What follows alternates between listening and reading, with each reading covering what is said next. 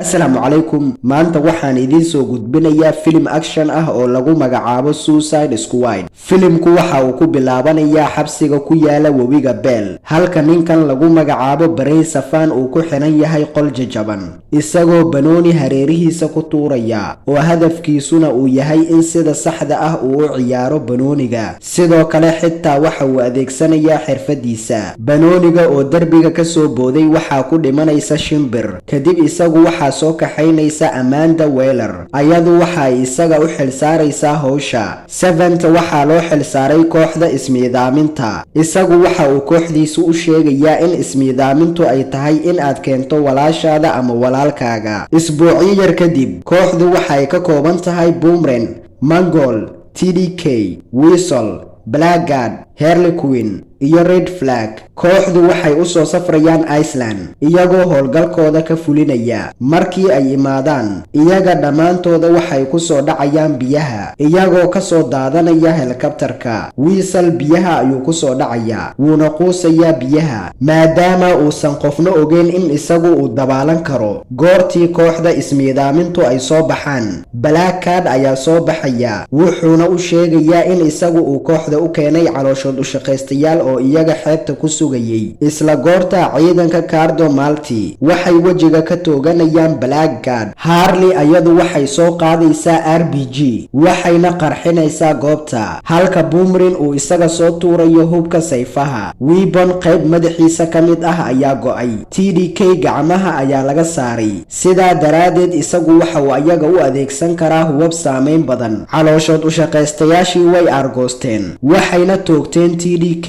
waranka ayuuna ku dhintay. Mongol ayaa soo oroday, waxayna isku dayday in diyaaraddu ay dhulka soo dhigto, balse ayadu way ku guuldaraysatay, waxayna shil gelisay helikabtarkii. Isla waqtiga ayadu waxay ku hoos jirtay helikabtarka, way gubatay wayna dhimatay. Boomerang waxaa lagu daldalay alwaax kadibna waa la kala jaray. Isla goorta ay musiibada dhacday, Harley iyo Flag way lumeen, halka Seventh uu ka argagaxay in uu arko dhammaan dhacdadan. Waxa uuna isku dayay in uu ka cararo goobta, inkastoo Waller ay isaga uga digayso in uusan dib u soo laaban. Isagu ma uusan dhagaysan ayada, waxa uuna isku dayay in uu baxsado. Ayadu waxay qarxisay qalabkii madaxiisa gadaale ku xirnaa, waxayna sababtay in uu burburo. Ayaga inta badan way geeriyoodeen. Kadibna ayadu waxay isku dayday in ay soo dirto kooxdii xigtay si ay hawsha u fuliyaan. Saddexdii maalmood ee hore, Amanda Waller waxay aaday in ay qorto report. Waxay soo bandhigtay nin lagu magacaabo Robert Dubose oo ah hogaamiye wanaagsan. Aabihiisuna waxa uu ahaan jiray kooxda calooshood u shaqaystayaasha, balse waxa uu soo tababaray wiilkiisa. Hadda ayadu waxay isagu u sheegaysaa in kooxda uu hogaamiye u noqdo, isagana waxa uu sheegayaa in uusan doonayn in uu ku biiro kooxdaasi. Waxa uu oranayaa intii aan kooxdaasi ku biiri lahaa, waxaan ku jirayaa xabsiga. Waxaa loogu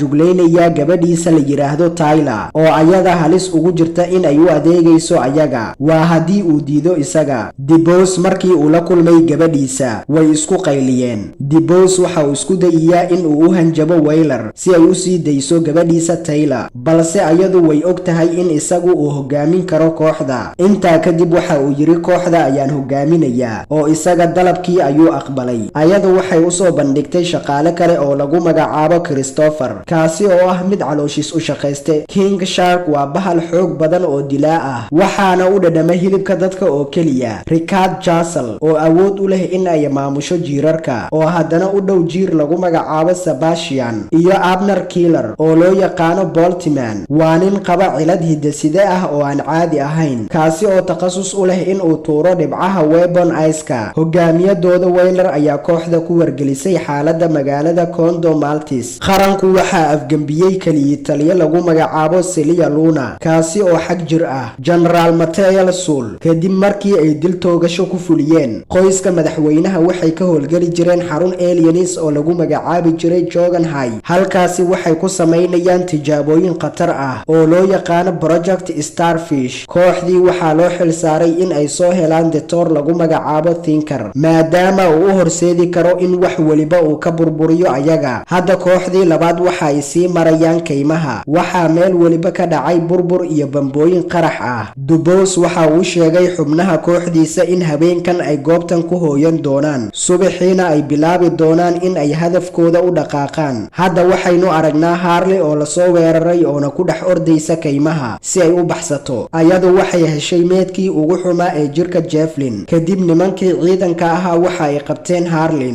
Dhanka kale waxaynu aragnaa Red Flag oo weli nool kuna dhex ordaya kaymaha. Solar saaxiibadeed ayaa qabtay isaga oona kaxaystay. Subaxnimadii hore Weller waxa ay kooxdii ku wargelinaysaa in ay u baxaan goobta halista ah. Ayagu waxay la kulmayaan koox ay aaminsan yihiin in ay yihiin kuwa calooshood u shaqaystayaal ah. Marka hore waxaynu aragnaa King Shark oo bilaabay in uu nin cuno, halka ciidamadii ay bilaabeen in ay dilaan qof kasta. Kooxdu qof kasta waxa uu adeegsanayaa xirfadiisa, iyagoo si xun u dilaya qof kasta. Waxay arkayaan Red Flag oo la fadhiya Sorry, waana mucaaradka kooxdiisa. Laakiin nasiib xumo, gabadha kooxdeedu waxay ahaayeen kooxdii ay haatan dileen. Hadda ayadu waxa ay raacday oo ay ku biirtay kooxdii kale. Waxay ka soo baxeen keenta. Waxaynu aragnaa Boltman oo u muuqda midabo kala duwan. Waxa uu sharxayaa in xaaladani ay ku sababtay hooyadiisa, oo xidigaha waxay ku tijaabisay isaga iyo walaalihii si ay u siiso awood sare. Xaaladaasi ayaana isaga sidan ka dhigtay, waxaana laga yaabaa in uu sidan ku dhinto. Wuxuuna isaga hooyadii u arkaa cadowgiisa koowaad. Halkan waxaynu aragnaa Harley oo ciidankii kaxaystay. Waxay u kaxeeyeen nin la yiraahdo madaxweynaha Silvio. Waxa uu Harley u sheegay in haddii uu ayada guursado uu mar kale noqon doono madaxweyne, sababtoo ah dadku waxay u maleeyaan in uu guursaday Harley. Waxay ayadu aqbashay dalabkiisa baahi darteed. Kadib waxa uu isaga u sheegay in haddii isaga kooxdu ay u aqbali waayaan madaxweynenimo, in uu soo diri doono dhammaan Jotunheim si uu isaga u dilo ayada. Harley waxay u aragtay tani inay tahay fikrad aad u xun. Kadib waxay isaga xabadka kaga dhufatay qorigiisa. Isaga dhulka ayuu ku dhacay, wuuna dhintay. Waxaa halkaa yimid ciidankii madaxweynaha, ayada ayay xireen. Dhanka kale waxaa magaalada yimid kooxdii ismiidaaminta. Kooxdu waxaa qaaday xiriiriyadooda Sol si ay ayaga u geyso maqaaxi la yiraahdo Lagadita, oo halkaasi ayagu waxa ay ka heli doonaan Thinker, waana ninka ay baadigoobayaan. Iyagoo baska ku safraya waxay bilaabayaan in ay ka sheekaystaan dhibaatooyinkooda. Kooxdii way galayaan maqaaxida, balse King Shark isaga wuu ka haray kooxda. Way cabayaan wayna dheelayaan ka hor inta aysan arkin Thinker, sababtoo ah Thinker waxa ay kaliya ku ogaan karaan in madaxiisu ay birar ka taagan yihiin. Kadib Thinker wuu yimid. Hadda kooxdii way aqoonsadeen, wayna qabteen isaga, balse militariga ayaa baaritaan u yimid. Waxayna baarayaan qof waliba, maadaama ay iyaga og yihiin in halkani ay joogaan American. Hogaamiyahooda waxa uu Richard u soo diray banaanka isaga iyo Thinker. Hogaamiyihii iyo Bloodman dhammaantoodii ciidankii ayaa soo kaxeeyay. Waxayna ogaadeen in Harley ay nooshahay. Sidaa daraadeed waxay la dagaalameen oo ay dileen dhammaan ciidankii gaariga saarnaa. Sidoo kalena waxay halkaasi ku dileen darawalkii. Kadib waxay ku dhaceen gaari xamuul ah. Taasina waxay sababtay in uu gadoomo gaarigii ay saarnaayeen. Waxaana la yaab leh in saddexdoodii ay weli nool yihiin, ayna ka soo degteen gaarigii ka hor inta uusan qarxin. Dhanka kale Harley waxaa jirdilaya raggii madaxweynaha shaqaale u ahaa si xoog leh. Iyagu waxa ay doonayaan in Harley ay xog ka helaan, waxayna oranayaan yaa kula jiray. Balse Harley waxa ay ayadu si kaftan leh u oranaysaa 69 nin ayaa halkan ila yimid. Isagoo caraysan waxa uu halkaa kaga qabanayaa korontada, wuuna baxayaa. Waardiyihii kaliya oo qolka looga tagay ayada luqunta ay qabanaysaa. Ayadu halkaa ay ku dishay. Waxay isaga jeebkiisa cagaheeda kala soo baxday furayaasha, wayna iska furaysaa. Markii ay banaanka u soo baxday, waardiyaashii waxay damceen in ay qabtaan ayada, balse ayadu halhal ay u toogatay. Waxa ay labadeedii gacan ku soo qaadatay laba qori, waxayna bilowday in ay ku disho waardiyaashii. Ugu dambeyntii ayadu waxay u soo baxday dhismaha banaankii, waxayna aragtay saaxiibadeeda. Waxay habsiisay Red Flag. Ayadu aad ay u faraxday. Kadib ayagu waxay u yimaadeen Thinker, wuxuuna isaga ku amray in uu ayaga u kaxeeyo guriga Chatham High. Thinker waxa uu hogaaminayaa kooxdii ismiidaaminta, wuxuuna makhluuqa ugu yeerayaa Sterow. Waxay sidoo kale bilaabeen in ay bambooyin meel kasta ku xidhaan. Thinker ayaa kooxda u sheegaya in dowladda Mareykanka ay ka dambayso tijaabadani, sidoo kalena ay ku lug leeyihiin sameynta Sterowga. Tan iyo markii ay si qarsoodi ah u maamulayeen Corto Maltese muddo 10 sano ah. Sterow sidoo kale waxa uu soo saarayaa kaluumo yaryar oo isku dhajinaya wejiga iyo jirka bani'aadamka, halkaasina uu kula wareegayo dhammaan wareega jirkooda sida zambiyada oo kale. Waxaana jirta dildilaacyo ku dhacaya meydadka dhibanayaasha geesiyaasha kale ee isbaarowga oo xarunta ku jira. Red Flag waxa uu raadinayaa haydiska isagoona raadinaya cadeymo ka dhan ah dowladda Mareykanka si uu hadalkaasi u gaarsiiyo dhammaan saxaafadda adduunka, balse nin ku shaqeeya amarka Weyler ayaa bistoolad ku soo jeedinaya, laakiin si kadis ah dhismihii ayaa dumaya, dhammaantoodana way dhimanayaan. Kadib markii uu dhismihii dumay, xidig aad u weyn ayaa soo baxay. Markii ugu horeysayba isbaarowga waxa uu qabsaday Thinker